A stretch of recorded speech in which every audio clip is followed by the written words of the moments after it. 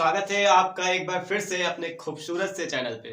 तो आज आप और हम मिलकर डिस्कस कर रहे होंगे फिजिक्स से बहुत ही बेसिक फार्मूले, जिनकी हमें नीड पड़ती है हर एक एग्जाम में, फिर वो चाहे कंपटीशन लेवल का एग्जाम हो, फिर वो चाहे बोर्ड लेवल का एग्जाम हो। तो चलिए स्टार्ट करते हैं। तो पहला हमारा फॉर्मूला है वेलोसिटी या स्पीड का। तो देखिए वेलोसिटी और स्पीड है दोनों सेम चीजें, बस दोनों चीजों में डिफरेंस केवल इतना है कि जो वेलोसिटी है वो है वेक्टर क्वांटिटी और वही स्पीड क्या है, स्पीड है स्केलर क्वांटिटी। तो वेलोसिटी का जो फार्मूला होता है वो होता है वेलोसिटी बराबर डिस्प्लेसमेंट अपॉन टाइम, और वहीं पे जो स्पीड का फार्मूला हमारे पास होता है वो क्या होता है, speed is equal to distance upon time. तो यहाँ पे दोनों फार्मूले लगभग सेम है, बस हमें किस चीज का डिफरेंस देखने को मिल रहा है, यहाँ पे डिस्प्लेसमेंट है और वहीं दूसरी जगह पे क्या है, डिस्टेंस है। फिर नेक्स्ट फार्मूला हमारे पास आता है एक्सेलरेशन का। तो एक्सेलरेशन यानी कि त्वरण, यानी कि कोई चीज चल रही है, एक्सेलरेट कर रही है अचानक, तो उसमें एक्सेलरेशन होगा। तो एक्सेलरेशन का फार्मूला क्या होता है, एक्सेलरेशन यानी कि ए बराबर final velocity minus initial velocity upon time. तो यानी कि रेट ऑफ वेलोसिटी होती है एक्सेलरेशन। फिर उसके बाद नेक्स्ट जो हमारा फॉर्मूला है वो है मोमेंटम। तो देखिए मोमेंटम यानी कि जिस चीज में मास होगा और वो वेलोसिटी होगी तो उसमें मोमेंटम होगा। तो इसी से वेलोसिटी और मास का जो प्रोडक्ट होता है वही होता है मोमेंटम। तो P बराबर m इंटू वी, और वहीं पे जो मोमेंटम है ये है वेक्टर क्वांटिटी, ये भी आपको ध्यान रखना है। फिर उसके बाद आती है बात इम्पल्स की। तो देखिए इम्पल्स बहुत ही बेसिक चीज है। इम्पल्स एक टाइप का फोर्स है। अगर दीवार पे जैसे दीवार पे क्या होता है, दीवार पे बॉल टकरा के तुरंत हटे, यानी कि किसी भी चीज पे बहुत ही कम टाइम के लिए फोर्स लगता है, उसी को हम इम्पल्स कहते हैं। तो इम्पल्स का फॉर्मूला क्या होगा, आई बराबर एफ इंटू टी। यहाँ पे आई की जगह कभी कभी जे भी आपको दिखागा लिखा हुआ, तो आप इसमें टेंशन लेने की कोई जरूरत नहीं है। उसके बाद डेंसिटी। तो डेंसिटी देखिए, डेंसिटी एक ऐसी चीज है, डेंसिटी केवल उसी ऑब्जेक्ट की होगी जिसमें वॉल्यूम होगा। तो डेंसिटी का फॉर्मूला क्या है, डेंसिटी का फॉर्मूला है मास अपॉन वॉल्यूम। और वही डेंसिटी होती है, डेंसिटी मतलब कि कोई चीज कितनी घनी फैली हुई है, जितनी ज्यादा जो चीज घनी होगी उसकी डेंसिटी उतनी ही अधिक होगी। तो डेंसिटी का फॉर्मूला क्या हो जाएगा, डी बराबर मास बाई वॉल्यूम। ठीक, उसके बाद हमारा क्या है, उसके बाद हमारा है फोर्स। तो फोर्स से आप वाकिफ ही होंगे क्या होता है, मतलब कि फोर्स वहां पे कहा जाएगा जहां पे फोर्स कोशिश करेगा कि इसको पुश करें या पुल करें, वो तो फोर्स हो गया। लेकिन जब फोर्स लगता है तो वो टू टाइप का होता है, एक कॉन्टेक्ट फोर्स और एक नॉन कॉन्टेक्ट फोर्स। अब जैसे कि कॉन्टेक्ट फोर्स की हम बात करें तो जिसको हम टच करके लगा रहे हो, जैसे कि हम इस दीवार पे ऐसे पुश कर रहे हैं तो ये कॉन्टेक्ट फोर्स है।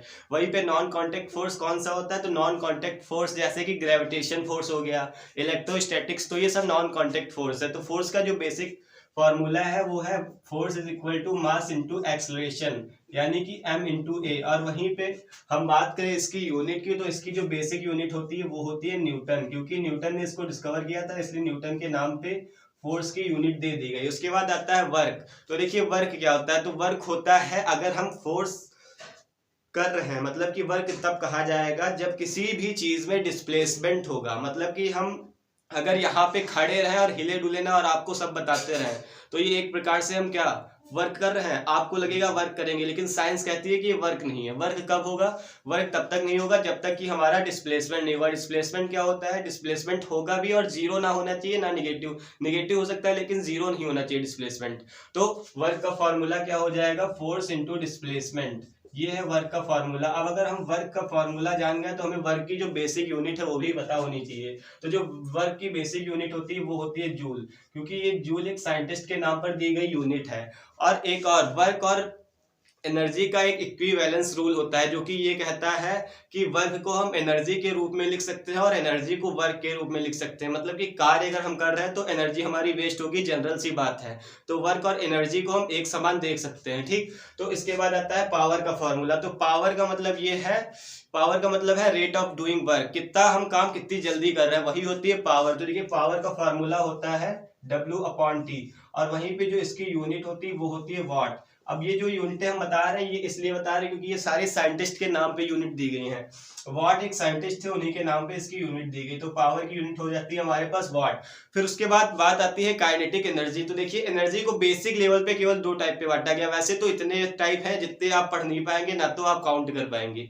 जो बेसिक दो लेवल होते हैं वो काइनेटिक एनर्जी होता है और दूसरा क्या होता है, पोटेंशियल एनर्जी। तो काइनेटिक एनर्जी का जो फॉर्मूला है वो होता है k बराबर हाफ mv²। वहीं पे m क्या है, मास, और v क्या है, वेलोसिटी का स्क्वायर। फिर उसके बाद हमारा नेक्स्ट फॉर्मूला है पोटेंशियल एनर्जी। तो पोटेंशियल एनर्जी वहां पे होती है जहां पे कोई ऑब्जेक्ट रेस्ट मोशन में है। अगर ऑब्जेक्ट रेस्ट मोशन में है तो वहां पे पोटेंशियल एनर्जी वर्क करती है। पोटेंशियल एनर्जी का फॉर्मूला होता है U बराबर mgh। अगर हम यूनिट की बात करें तो क्या होगी, चाहे कोई भी एनर्जी हो, हर एनर्जी की यूनिट वही होती है जो वर्क की यूनिट होती है, यानी कि जूल। और वही U बराबर mgh में अगर हम बात करें m, तो m है मास और g क्या है, g है ग्रेविटी। अब आप पूछेंगे ग्रेविटी क्या होती है, तो जो अर्थ के सेंटर की तरफ एक फोर्स वर्क करता है उसी को हम कहते हैं ग्रेविटी। और वहीं पे h क्या है, h है हाइट, यानी कि कितनी हाइट से ऑब्जेक्ट आके नीचे गिरा है फिर वो रेस्ट पोजीशन में गया है, वो होती है हाइट। फिर उसके बाद आता है एनर्जी। तो देखिए एनर्जी तो बहुत सारे एनर्जी के फॉर्मूले हैं, लेकिन जो बहुत ही फेमस फार्मूला है वो है E बराबर mc², जिसे आइंस्टीन ने अपने रिलेटिव थ्योरी में दिया था, जनरल थ्योरी ऑफ रिलेटिविटी में। तो देखिए E बराबर डेल्टा mc²। अब ये फॉर्मूला हमसे ये कहता है कि हम मास को एनर्जी में और एनर्जी को मास में कन्वर्ट कर सकते हैं, लेकिन ये जनरली इतना इजी होता नहीं है क्योंकि इसके लिए हमें बहुत ही हार्ड चीजें चाहिए, जैसे कि न्यूक्लियर फ्यूजन और न्यूक्लियर फिजन जैसी रिएक्शन, जो कि जनरली इतनी पॉसिबल नहीं होती, और होती भी है तो उसमें बहुत सारा एनर्जी लॉस होता है। तो उसके बाद फिर आता है हमारा वेट। तो वेट भी एक टाइप से फोर्स होता है जो कि toward the centre of the earth लगता है, मतलब कि धरती के केंद्र की तरफ जो वर्क करता है फोर्स वो होता है वेट। तो वेट का फॉर्मूला होता है W बराबर mg। अब ये फिर स्मॉल जी आया है, तो स्मॉल जी की एक यूनिट होती है, वो भी आपको ध्यान रखनी है, कभी कभी काम आ जाती है। तो जी की यूनिट जो है वो है 9.8 मीटर पर सेकेंड स्क्वायर। अब मीटर पर सेकेंड स्क्वायर लिखा है, इसका मतलब जो है स्मॉल जी है वो एक प्रकार का क्या है, एक्सेलरेशन, क्योंकि एक्सेलरेशन की भी यूनिट होती है मीटर पर सेकेंड स्क्वायर। फिर उसके बाद हमारा नेक्स्ट फॉर्मूला है टॉर्क।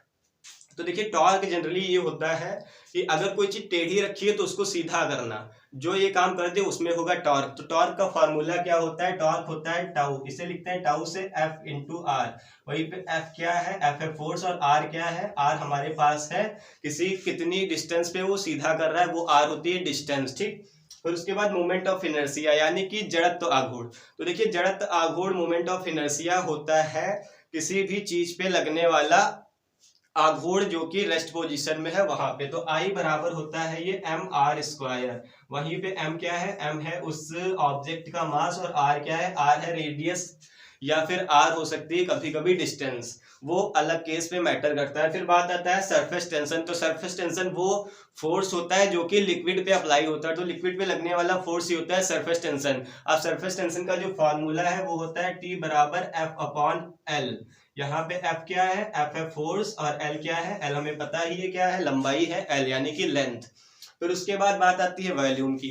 तो वॉल्यूम हमने बताया था, वॉल्यूम केवल 3D ऑब्जेक्ट्स में होती है। तो वॉल्यूम का फॉर्मूला 3D ऑब्जेक्ट में लेंथ, ब्रेथ और हाइट होती है, बस उन्हीं का प्रोडक्ट वॉल्यूम का फॉर्मूला है। तो वॉल्यूम का फॉर्मूला क्या हो जाता है, L into B into H. ये हमारे पास वॉल्यूम का फॉर्मूला हो गया। अब बात आती है time period of simple pendulum.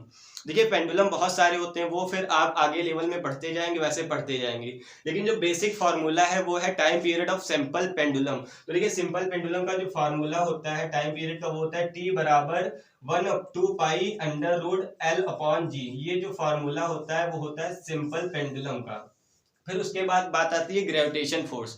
तो ग्रेविटेशन फोर्स एक ऐसा फोर्स है जो कि ब्रह्मांड में हर जगह लगता ही लगता है, और दो ऑब्जेक्ट के बीच में फोर्स लगता है, और इसका नेचर अट्रैक्शन होता है, यानी कि हर ऑब्जेक्ट को अपनी तरफ अट्रैक्ट करने की कोशिश करता है। तो इसका फॉर्मूला जो है वो है F बराबर G capital G m1 m2 upon में r²। वहीं पे m1 m2 दो ऑब्जेक्ट हैं जिनके मास दिए गए हैं, r² उन ऑब्जेक्ट के बीच की जो डिस्टेंस है वो दी गई है, और वहीं पे कैपिटल G जो है वो ग्रेविटेशन कांस्टेंट है। अब कैपिटल G की वैल्यू एक होती है, वो क्या होती है, कैपिटल G की वैल्यू देख लीजिएगा, ये ऊपर लिख रहा है हम 6.67 इंटू 10⁻11। अगर अब इसका हम वैल्यू निकल गई, इसका यूनिट निकाले तो वो निकलेगा न्यूटन मीटर स्क्वायर पर केजी स्क्वायर। तो इसकी यूनिट क्या होती है, न्यूटन मीटर स्क्वायर पर केजी स्क्वायर। फिर उसके बाद हमारा फॉर्मूला है नेक्स्ट प्रेशर का। तो देखिए प्रेशर से तो आप वाकिफ होंगे ही। प्रेशर क्या है, प्रेशर जनरली एक ऐसा फोर्स है जो कि किसी के ऊपर परपेंडिकुलर दाबने पर लगता है, परपेंडिकुलर दाबने पर, ठीक। तो प्रेशर का फॉर्मूला होता है F अपॉन एरिया, यानी कि अगर हम किसी चीज का प्रेशर बढ़ाना चाहते हैं तो उसका फोर्स उस पर ज्यादा अप्लाई करें तो बढ़ेगा, और वहीं किसी चीज का प्रेशर कम करना चाहते हैं तो उसका एरिया बढ़ा दें। इसीलिए जो रेलवे लाइन पे पटरियां बिछी होती है उनके बीच का एरिया मतलब भर का दिया जाता है, ताकि जब उस पे से ट्रेन निकले तो उस पर प्रेशर कम पड़े। ठीक, फिर उसके बाद आता है सेंट्रीपिटल फोर्स। तो सेंट्रीपिटल फोर्स बहुत ही इंपॉर्टेंट फोर्स है, क्योंकि जो प्लैनेट हमारे अराउंड घूमते हैं, मतलब हमारे नहीं सन के अराउंड घूमते हैं, उनको घुमाने में सेंट्रीपिटल फोर्स की बहुत ही नीड होती है। और उतना ही नहीं, जो इलेक्ट्रॉन्स घूमते हैं अराउंड द एटम्स, वहां भी सेंट्रीपिटल फोर्स वर्क करता है। तो सेंट्रीपिटल फोर्स का हमारा फॉर्मूला होता है F बराबर mv² अपॉन r, जहां पे m क्या है, मास है, v क्या है, v वेलोसिटी, और r क्या है, रेडियस। ठीक है, तो इतना नोट कीजिए, फिर हम आगे बढ़ते हैं।